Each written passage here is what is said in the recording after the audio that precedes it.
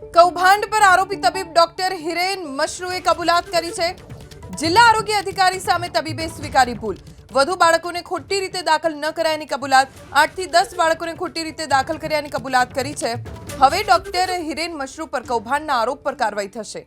જિલ્લા આરોગ્ય વિભાગની ટીમ સરકારની ખાનગી એજન્સીની તપાસ ચાલુ છે।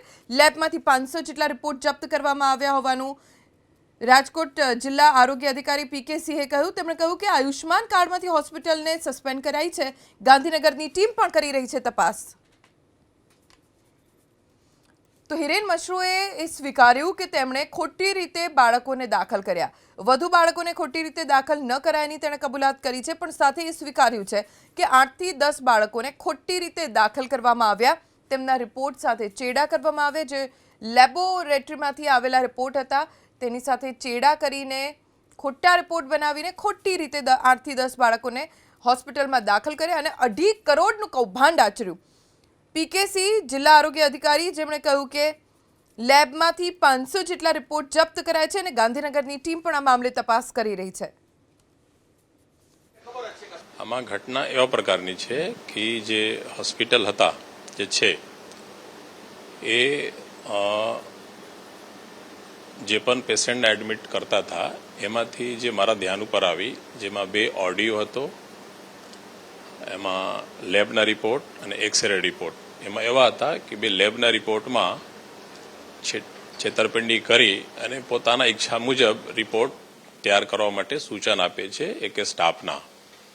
એ બાબતમાં જ્યારે મારા ધ્યાન ઉપર આવી તો હું અને મારી કંપની જે બજાજ કંપની છે, કંપનીના પણ 5-6 માણસો, એમાં નેશનલ લેવલના પણ અધિકારી પણ હાજર હતા, મારા ડીપીસી પણ હતા, પીએમજેવાય આપણો ટીમ સાંજે ગઈ હતી એના હોસ્પિટલ ઉપર અને આખો પ્રકારનું પણ ચર્ચા કરવામાં આવી। એને 2 દિવસના સમય આપવામાં આવી કે તમે વિચાર કરો કે એવા કેટલા કિસ્સામાં તમે કરેલા છો।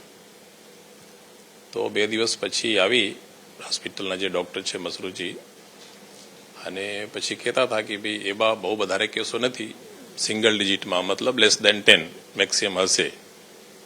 અને એ બાબતમાં ટોટલ જેટલા કેસો એ કરેલા છે એ કંપની ઓલરેડી તપાસ કરી રહેલ છે।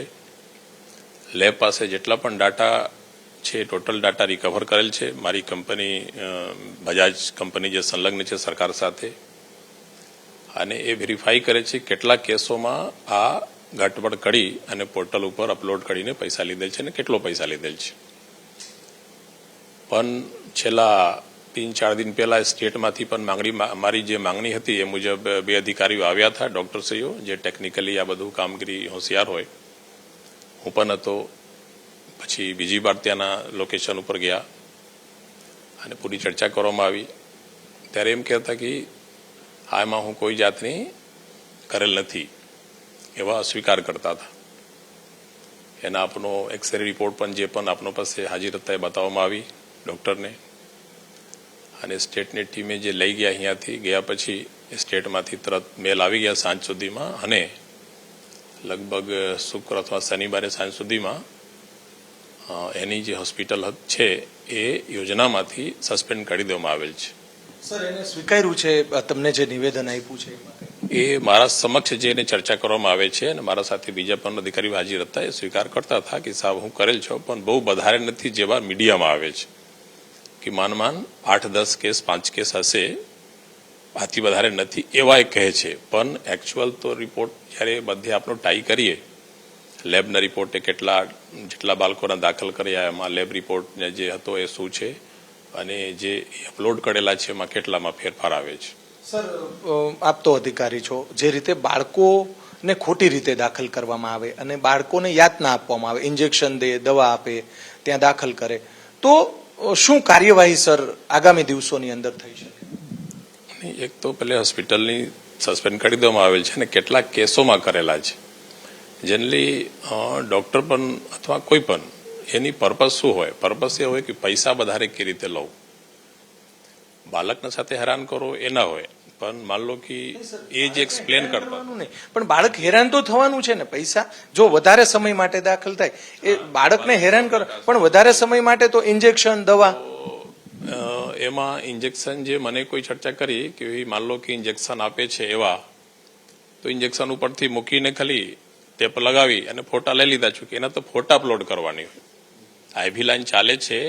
હવે આઈવી લાઈન ભેનમાં છે કે ખાલી જસ્ટ સ્કીન ઉપર છે અને ઉપર છે પટ્ટી છે, તો એ પણ ફોટા આવી અને ફોટા અપલોડ કરીને સરકારમાંથી પૈસા લઈ શકે.